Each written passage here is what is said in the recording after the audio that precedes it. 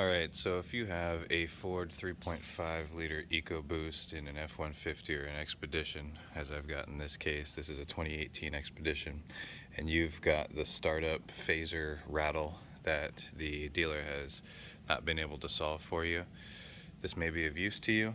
I'm going to go ahead and install an accumulator or a pre-oiler to try and solve this problem so I can get oil pressure up to the head before I actually crank over the engine. I've tried doing the flood start, if you will, by holding down the gas pedal and cranking so that the fuel doesn't get injected and it cranks over for 6-8 seconds, and that works a little bit, but I'm still not liking the fact that I'm turning over the engine over and over and over without the oil pressure.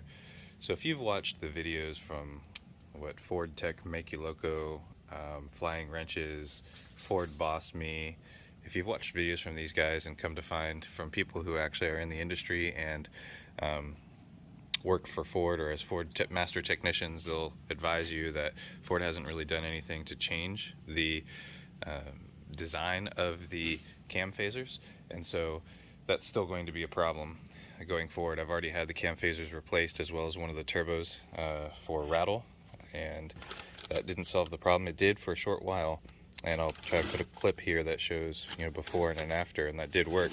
But then subsequently it has come back, and I want to catch it before it gets too bad and makes too much noise.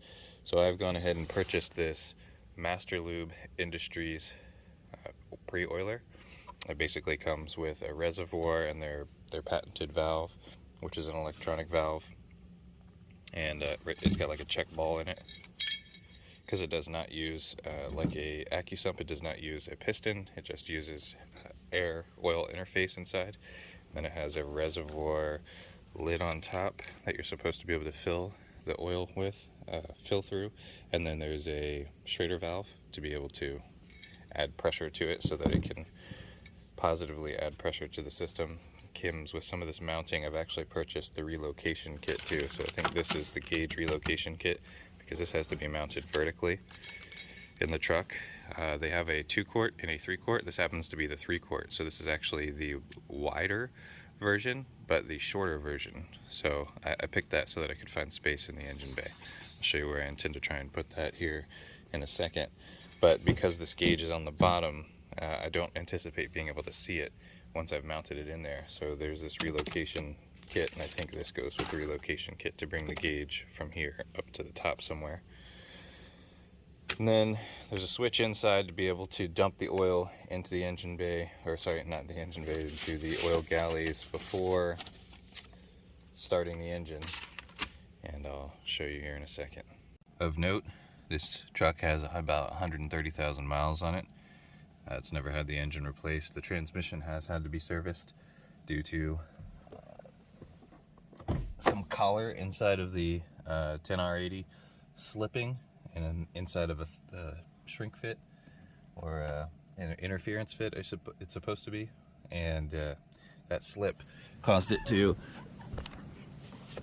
block some of the ports, and so it required me to take the transmission to be rebuilt not very long ago actually, and I took it down to Circle D Transmissions here in the Houston area, and they did a fantastic job upgrading the clutches. So the engine's been tuned, it's got a rebuilt transmission, and now I'm just trying to get rid of this nasty valve clatter. And I'm thinking that my best location to install this thing is going to be actually right here. So let me see. Someone stole my GoPro a little while ago, so I have to try and use my phone to do this. I'll do my best to position this in just a second.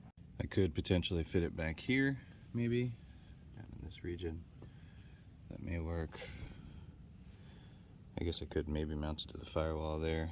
That might be nice if possible. It's very tight to that hose down there. Or I can try and mount it here, and my concern is that it's pretty close to the ABS module down there. It's not too bad, but I'm also not sure what I'll mount it to. It'll be the zip tie catastrophe there. I don't think I can fit it anywhere on this side of the engine bay whatsoever. It's gonna have to be one of those two. Glad I went to go and relocate this gauge. There's quite a lot of Teflon goo in there. This was what it looked like when I took it off. I'm sure it's working, and I'm sure that this is liquid and you can get pressure through there, but I'm gonna clean this out. Alright, so clean those off, got a lot of that excess sealant out of there. I'll go ahead and relocate the gauge now using that hose, these fittings.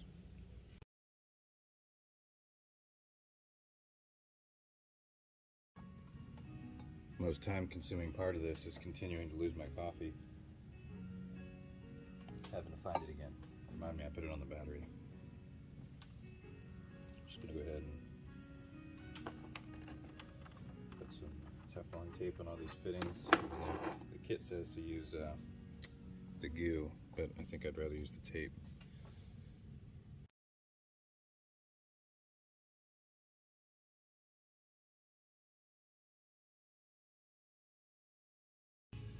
Also, I figured I may as well go ahead and just show, I got this thing when there happened to have been a discount, $375 instead of $469. But then you add the upgrade to the 3-quart, and then the clamp kit came with it. I guess that's part of the price they quoted me. And then I went from 2 to 3 foot of hose just so that I don't have to worry about that. Got 15 bucks on that. I got a single switch because I wanted my wife to be able to just toggle the switch and not have to hold it and then turn it back off. She'd forget to do that. Then remote gauge kit. That's what I'm installing right now. That was like another 57 bucks for a total of 488 with shipping. So that just gives you an idea of how much this thing cost. And then I'm trying to figure out this mounting kit. What's nice is this does come with great instructions. So this is for the entire cylinder mounting kit, so that would be including the Schrader valve. I'm not actually relocating the Schrader valve, that's already on the top. But this gauge or mounting kit is what I've got.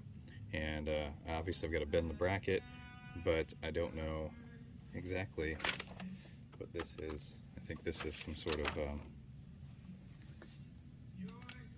that the right size? Yeah, so I guess that holds the back of the gauge.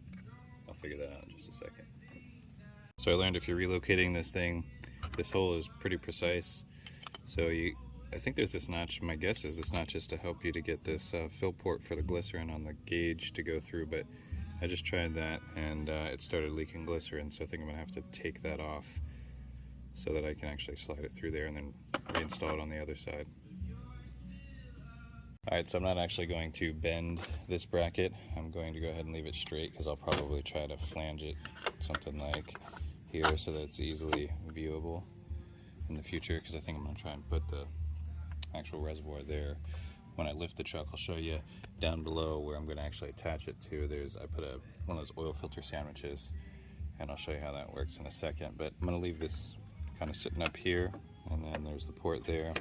I'll try and fish the line up here and then attach it and kind of find that location. So I'm going to go ahead and try and get the truck ready to lift, clear off my tools, and make sure I grab my coffee. Thanks for reminding me.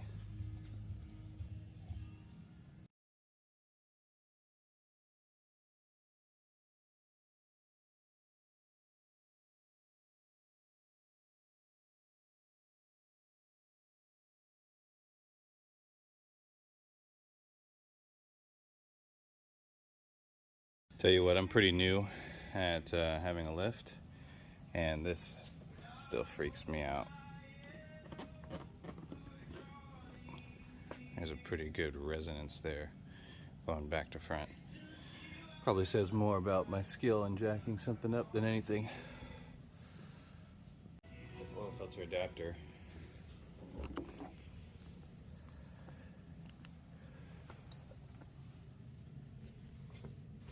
So that is a little Amazon oil filter adapter I got. As it turns out, when I purchased it, it only had 1/8 inch NPT ports on it. So I had to go ahead and drill and tap it to have a 1/4 inch NPT port on it.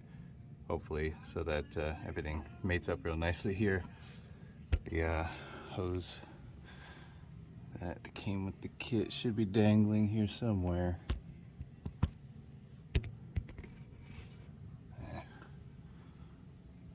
You can kind of see it up there, but I'll find it, fish it down, and see if I can connect it. Got the phone all up in the engine bay, so I don't know if this video turns out well, but here we go. Got the hose down, and it would appear I could use some more slack or to rotate this sandwich, which will likely leak some oil, which is not fun, because I've got it all the way around this direction and I don't want that kink there.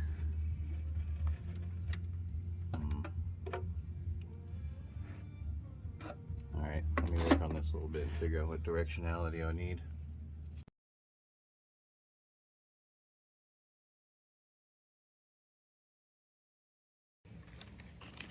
You were wondering when I'd go there, when it got zip tie time, but we're going there.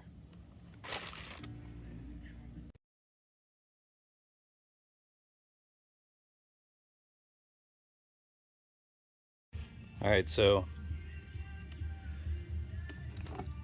this isn't permanent. This is just to kind of hold the reservoir up here while I try to finagle the hose down at the bottom to make sure this doesn't fall down too low and allow me to take up too much slack and think that I've got more slack than I do.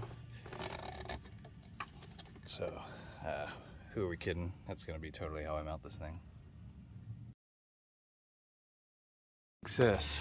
I've got enough hose down here now to actually get this line worked around to that fitting, and then I'll use some zip ties to make sure it sticks to the blow-off valve line. Purists, maybe it's a diverter valve. Alright, so I only lost a little bit of oil. That was great. Was able to go ahead and get this installed. That worked out really well. Not too much oil down there on that little drip pan. Went ahead and zip tied it to this, I don't know what that is, power line to the starter, it looks like. And then if you follow that up, it's going up into the solenoid up there.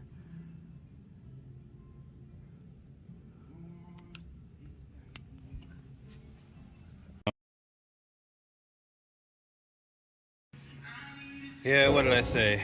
I knew I was going to end up sticking with the zip ties as the mounting points. I went ahead and the two inlet pipes here, two intake pipes, I zip tied one bracket to the bottom one and one bracket to the top one, and it's very sturdy.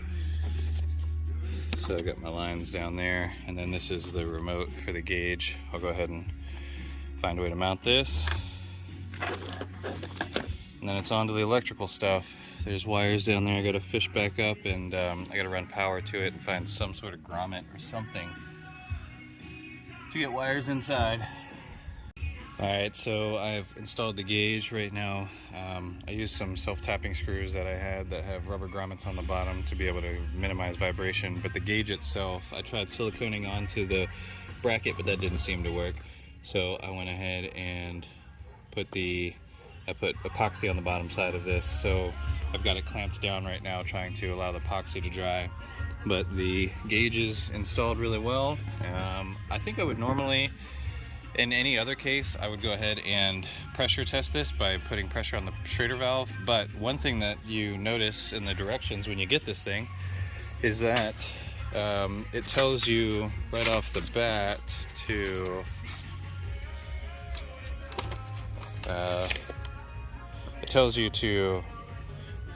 release the check valve ball in it.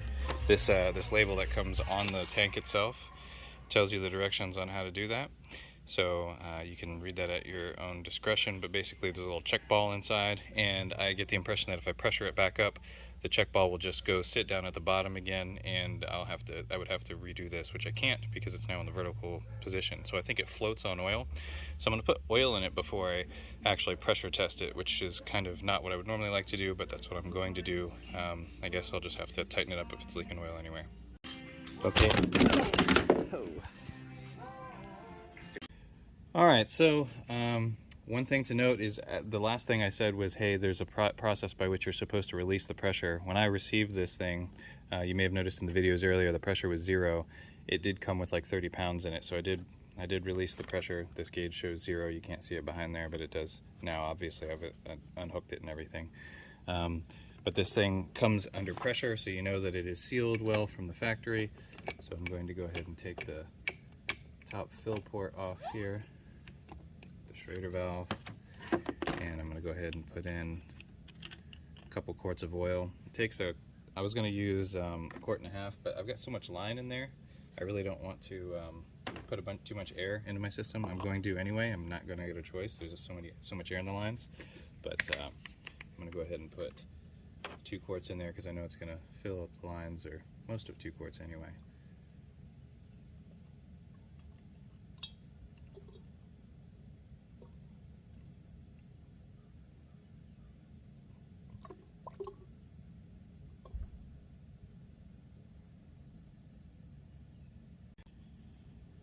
Quart number 2.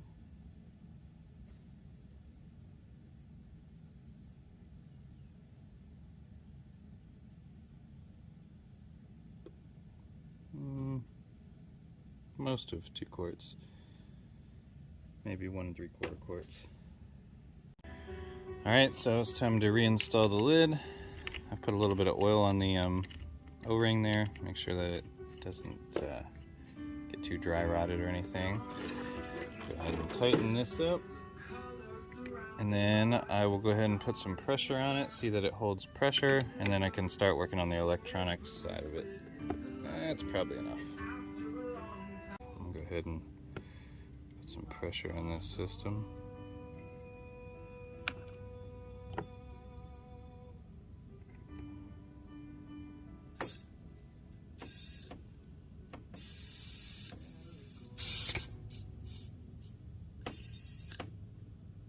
So I think I was supposed to put like half of the pressure of the startup oil pressure plus 5 or 10 psi. Right now I've got her sitting at just under 40 pounds. So that's 20. So it's like 38-ish, 36-ish, 38-ish. I'm going to see if that holds for a little while, and then I'll be kind of sure that it's not leaking down. So here it says for the initial calibration, actually you want to fill the tank to the maximum pressure the engine will make when running. I happen to know that this truck starts up at like 100 pounds, or maybe just even greater than 100 pounds of oil pressure, so I'm going to go up to 100 pounds.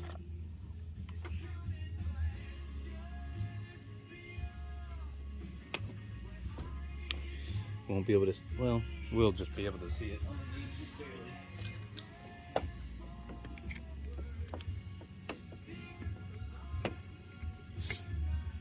So that's saying 27-ish.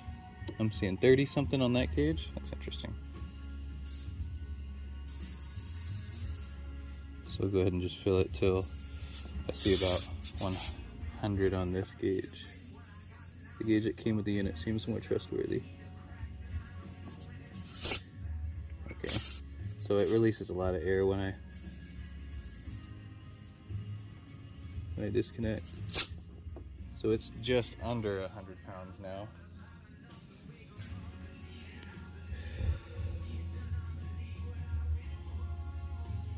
So I'll watch where that needle is and come back and check it in a little while. From this angle, it looks like it's like 98 pounds.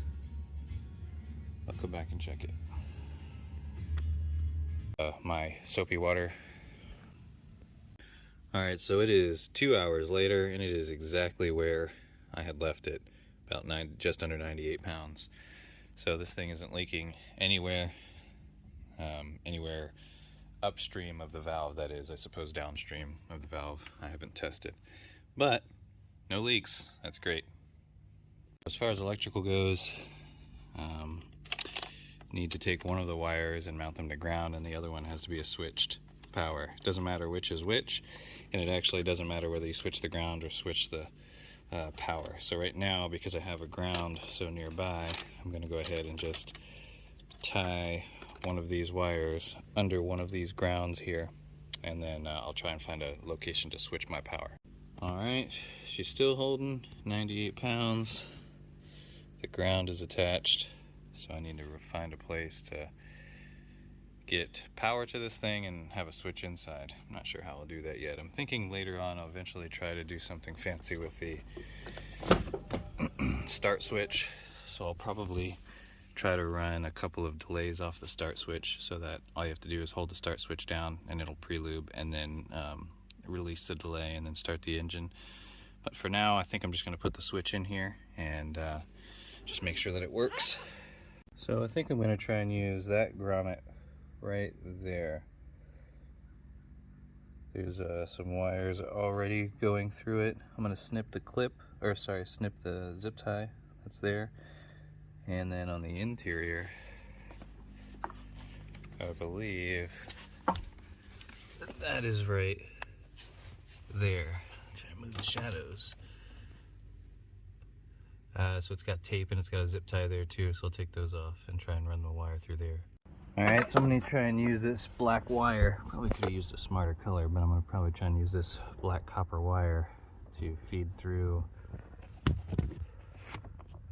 there and out to the outside, and then I'll see if I can get the wire out there and then tape to it. Wish me luck. Alright, so success. I've got my guide wire pulled through. Unfortunately, I lost my patience. Nothing new there, but lost my patience and wasn't able to actually get it in through that little nozzle that could use some circumcision, but instead was able to stick it through the top of it. Painful as that looked. So now that I got that wire pulled through, I'm trying to figure out what I want to do, where I want to put my switch or whatever. It's important to note that it's really easy to pull this bottom panel down. It's bolted at the bottom if you wanted to take it off, but it actually just snaps in here, here, here, here, here, and here, down there. So it is not fun to try and pull these snaps out. You got to pull pretty hard, but look at the orientation of them. They just come straight out. So this whole thing wants to come straight out, so you kind of just go around the steering column here and you grab this lip and you pull, and then once it starts, this side's easier to start, you pop it off, and then you grab in here and you pull out, and then the whole thing kind of flops down. I'm going to see if I can probe these connector wires and see what's hot when, and see if I can consider what I'll do in the future to try and do like a delay switch for when this thing starts up. If y'all have never done it before, this is how you thread the needle, so to speak.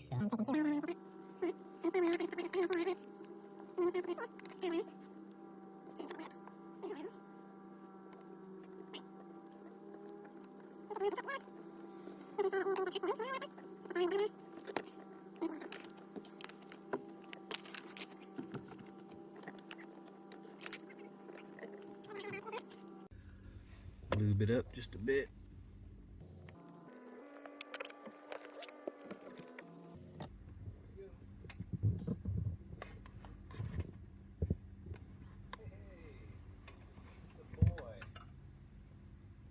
So with my wires pulled through, I can determine how I'm going to wire this. I think I'm going to go ahead and grab a dedicated 12-volt power from the battery itself.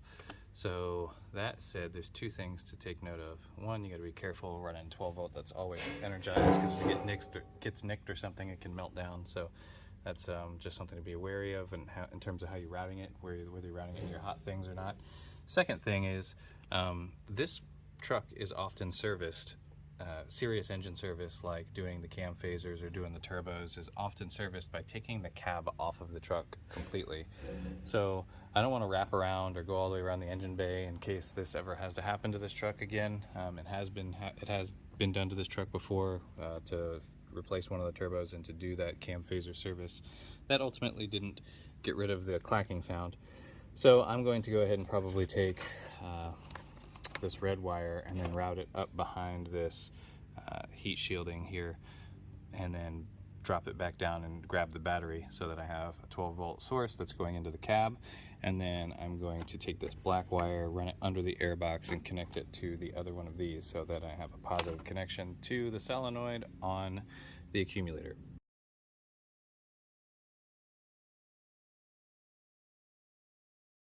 Just while I'm down here, something to note.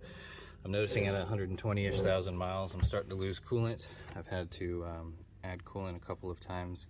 I noticed that my pressure cap was leaking by. It was dumping the pressure out here. But then in addition, I also noticed while I'm down here that my, I guess these are heater hoses. You can see that one's kind of wet. And then actually, if you push this one out of the way, I don't know if I can get a good view of it, but if you look at that one appears to be in not great condition as well. So I'm gonna have to replace these heater hoses here in the near future. I've got them on order. Just something to keep an eye out for. All right, take off whatever this wire is. I've run it up through this covering. I don't know what this thing is. It's clicking over and over. It's not loving what I'm doing. Dielectric grease it a little bit. I'm actually going to run this one underneath the other one because I've got too big of a fitting. Something keeps clicking when I do that.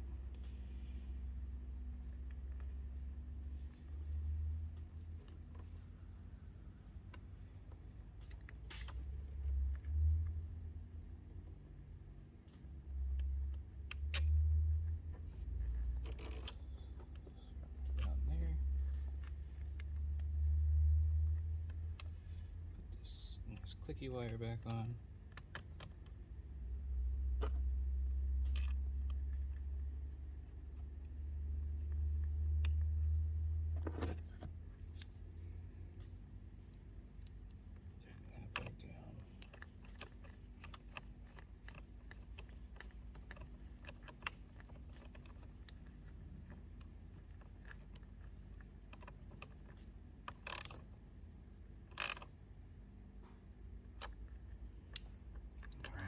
Nice.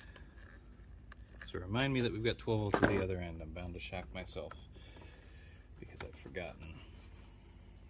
But it's a nice clean install there. Maybe I shouldn't have done red. Maybe I should have done black. A little more stealth. Oh well. And then over on this end, I'll go ahead and connect my two wires.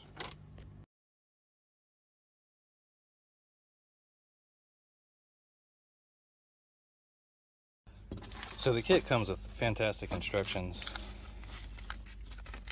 It even shows, hey, you've got here a diagram for how to wire the switch. So this happens to be a momentary switch.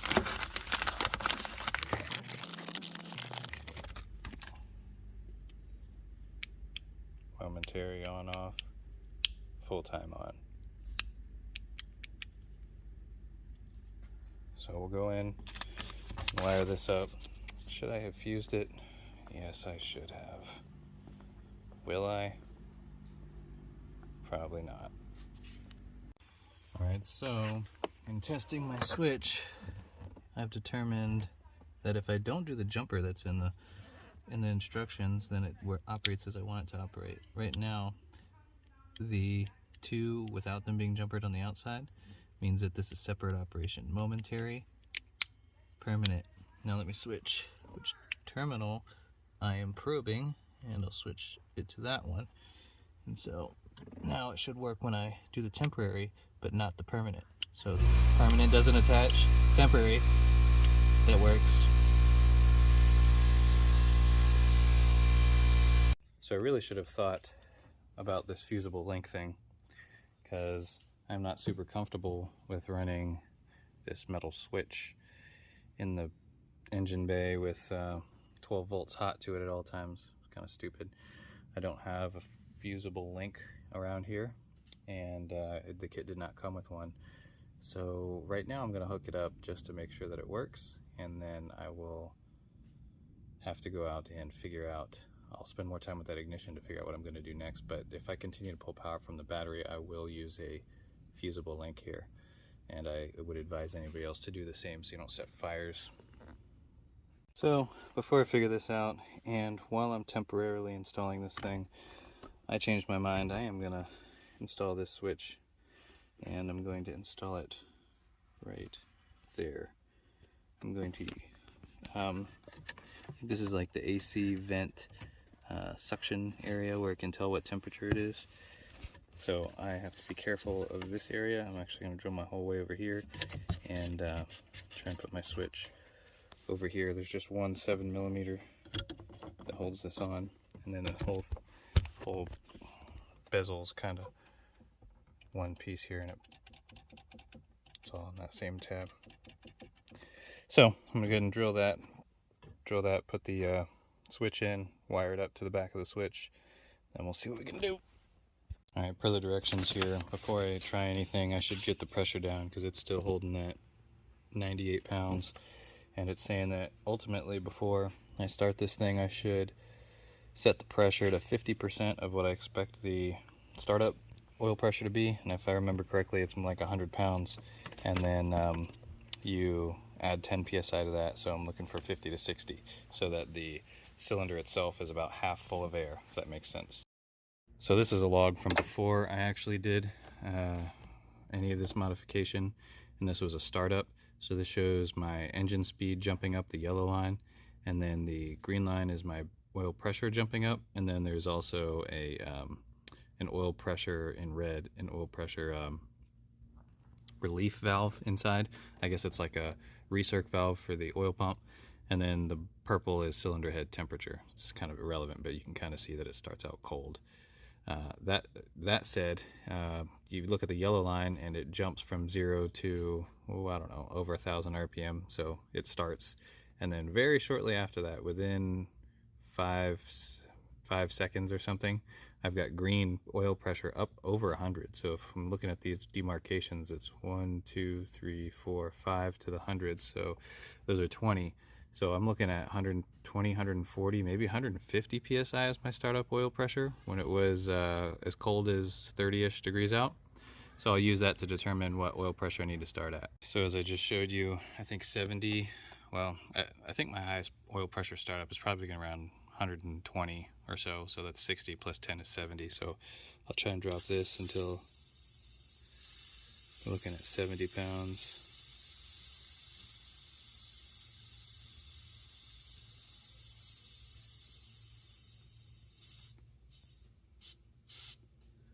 Alright, it's 70, and I like that because my objective here is to pre-oil the cylinders, the head exactly, and so the more pressure, the less oil in there, but the more force in pushing it out, it seems. Maybe I'm wrong.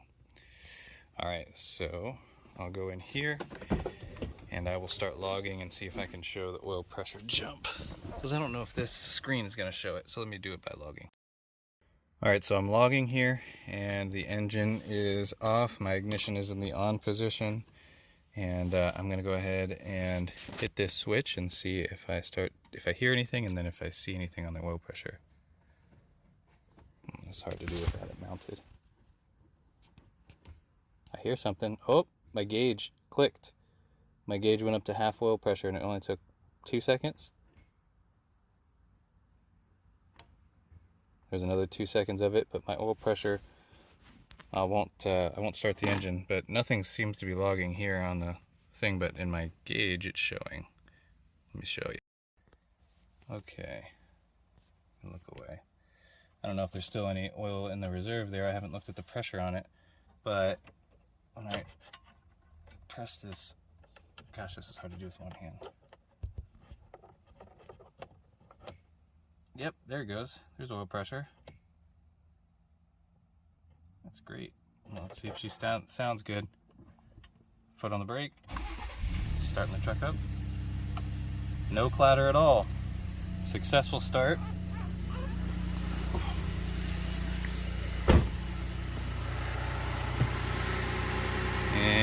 It's refilling. It's about 70 pounds now.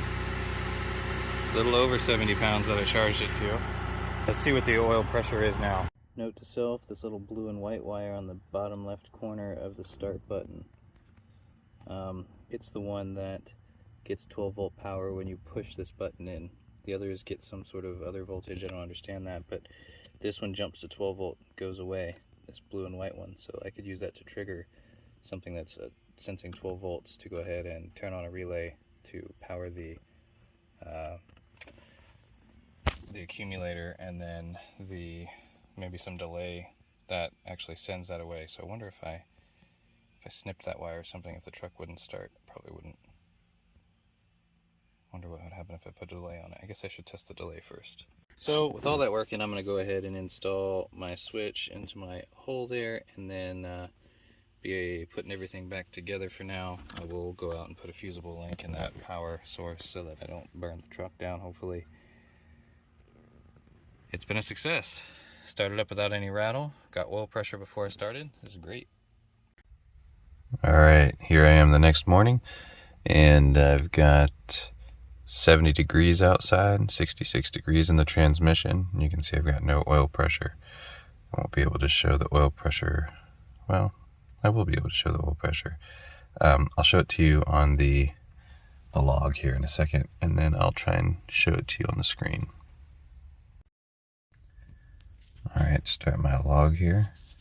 So you can see on the left we got cylinder head temperature, just like 70 degrees, no RPM, no engine oil. I'm going to go ahead and flip this switch and see if it starts to show me some oil pressure. On my gauge it's showing oil pressure, and then here it also showed a blip in engine oil pressure. Looks like it went up to a little while. Now I'll hold it again. It's climbing, let go. Interesting. And then it drops back off. The gauge still shows, nope, now the gauge shows 0. So I'm going to go ahead and hold it 1, 2, 3, 4, 5. I'm obviously losing pressure here. So I'm going to go ahead and start the truck.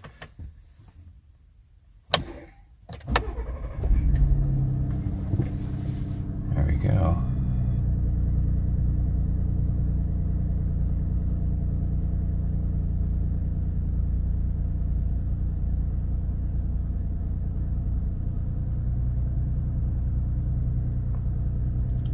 You can see the cylinder head is starting to warm up.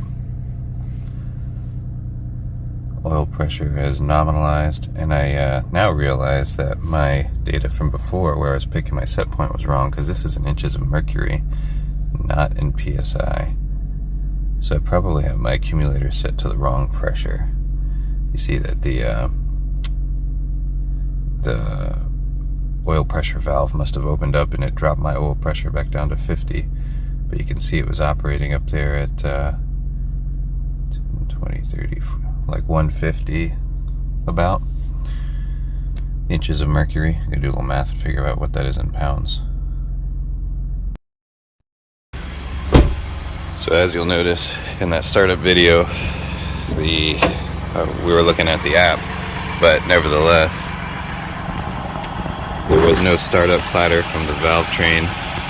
You can see it's going just over 70 now that it refilled to. So I did the math, and it's like 73 pounds is 150 inches of mercury, so 73 pounds is about what it starts out to. So I probably shouldn't have this quite set that high. I probably should have it set lower so I can have it fill more. So I'll go ahead and do that. I'll shut it off, and I will drop this pressure to more like 50, 55 pounds.